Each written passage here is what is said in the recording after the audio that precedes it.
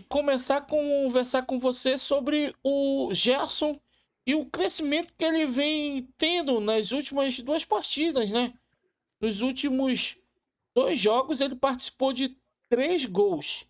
Acredito que também esse crescimento da importância e também do Gerson venha a ser pela essa nova função que o Tite colocou ele em campo. Você vê como essa nova função a grande responsável do crescimento do Gerson em campo pelo técnico Tite? Vejo, mas eu vou acrescentar um detalhe aí. Dela Cruz. Dela Cruz em campo fez o Gerson jogar mais. Porque eu sentia isso no Flamengo, principalmente no ano passado, o Gerson muito sobrecarregado, entendeu? Era Pulga e Gerson. Então, o que acontecia? No ano passado, era Pulgar, Gerson, aí o Pulgar não jogava bem, o Gerson tinha que voltar, ele sobrecarregado. E o Gerson, ele é um jogador muito habilidoso. Então, o De La Cruz, você tem dois hoje, o De La Cruz, como segundo, primeiro volante ali, né, fazendo uma função de volante, o meia mais recuado, deu uma bela liberdade para o Gerson.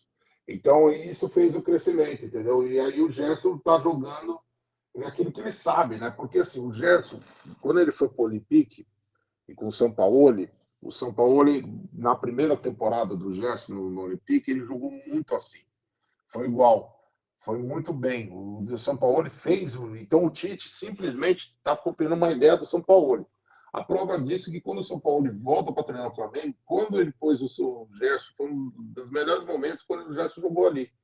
E o Tite entendeu inicialmente, porque o Tite, no começo, ele estava querendo pôr o De La Cruz ali meio como substituto do Rascaeta. E ele entendeu que não tem nada a ver. Por isso que deu uma tacada só ele conseguiu quebrar duas cachadadas. Porque o que ele fez? Ele entendeu que isso é mérito do Tite. Tá? Eu vou falar. Eu não critico, eu critico, mas se for no elogio também tem que elogiar. Ele entendeu que o De La Cruz pode jogar mais recuado, e ele pôs ali o Rascaeta, o do Lohan, e ele pôs o Gerson ficar mais flutuando. Então, o Gerson flutuando, menos responsabilidade de marcação, isso ajuda muito, porque ele é um jogador muito criativo, e ele acaba sendo um elemento surpresa. O gol do Flamengo, o primeiro gol do Flamengo, resume muito bem o que é o novo Flamengo hoje.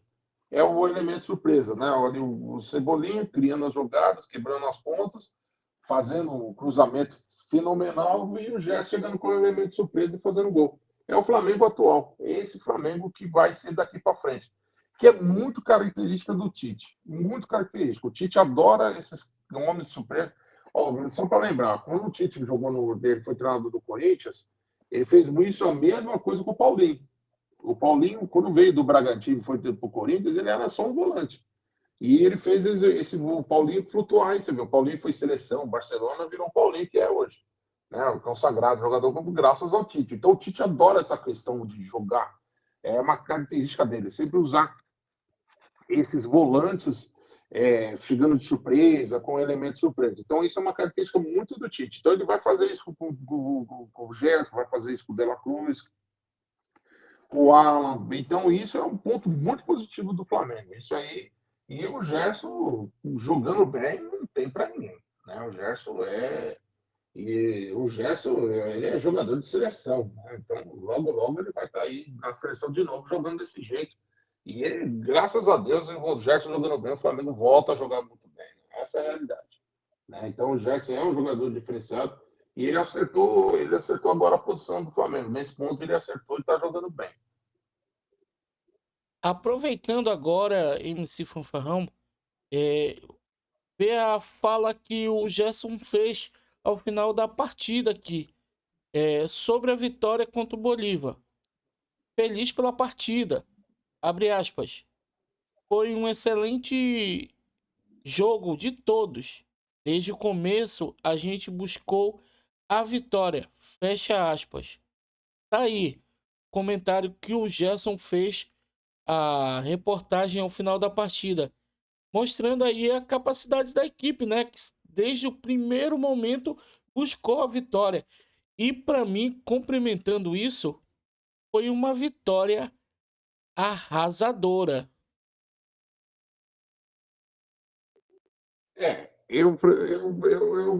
Foi uma vitória, eu fiquei assim, dentro dos conformes, mas eu acho que poderia ter sido um 6, 7 a nível de Flamengo, entendeu?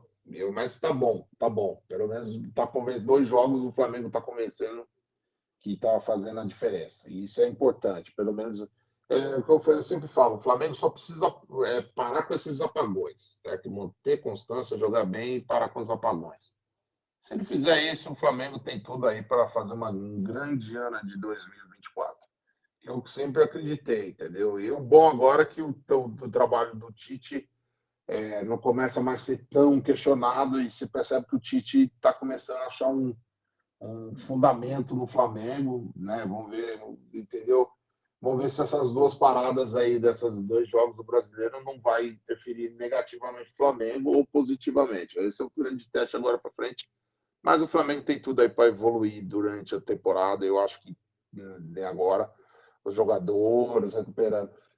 Outro fator que eu queria chamar a atenção, se for possível, é o lance que me pega no pé do Flamengo, esse lance fisiológico, né? Pô, igual fez hoje. Hoje o Léo Pereira não podia ter entrado em campo. Foi nítido isso, entendeu? Igual você disse na transmissão, teve momentos que o Flamengo não foi exigido. Pô, o cara fica com câmera e não consegue jogar. Pô, isso é para ser trabalho difícil. Eu faço curso de fisioterapia, eu sei o que eu estou falando. Isso aí tinha que ter uma previsão. Como você põe um jogador que não aguenta 20 minutos num jogo contra o Bolívar? Isso aí é o Flamengo.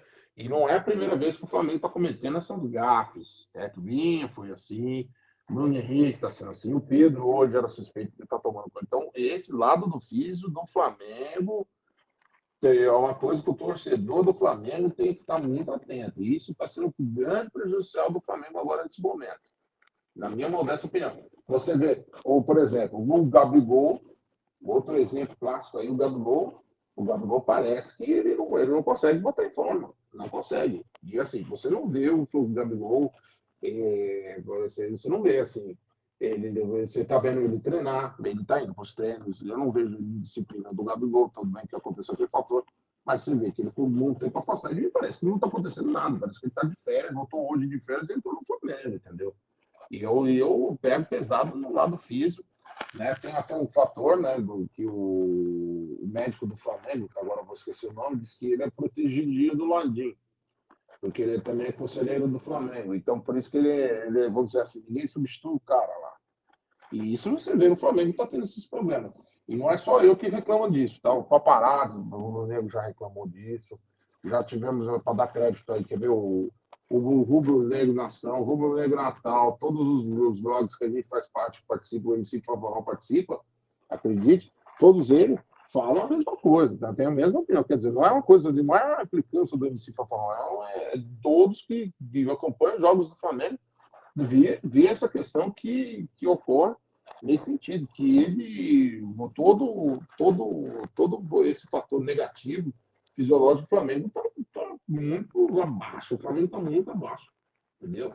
E foi ridículo. Há um dia, porque o jogo foi 11 horas da manhã, contra o Botafogo, quando perdeu. Porque o calor, não sei o quê, mas o jogo é para os dois lados, pô. Entendeu? E aí fica essa história, entendeu? Isso me chama muito na cabeça, muito no pé. Aí o comentário do MC Fanfarrão falando um pouquinho com a nossa audiência.